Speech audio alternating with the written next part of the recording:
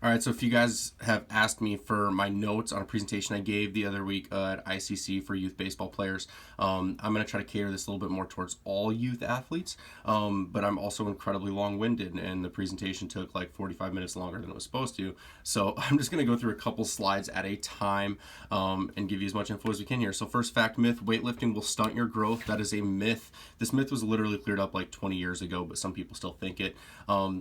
The possible origin for this myth was that children's growth plates, they aren't fully developed, right? And so then if you're putting weight on it with their growth plates not developed, that would stunt their growth. So the disclaimer here is like, if you have an unqualified coach who puts 300 pounds on 9-year-old Johnny's back who already has really bad form, like, yeah, that's probably going to stunt his growth. It's going to smash him into the ground.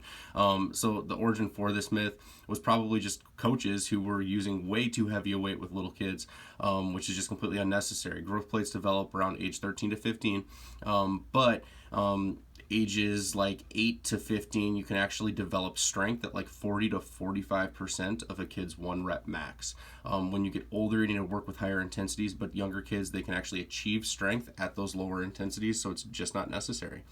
Next fact, myth, lifting weights makes you bulky and it makes you slow.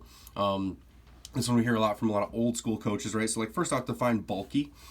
Females don't have the hormones to get bulky, like you just can't.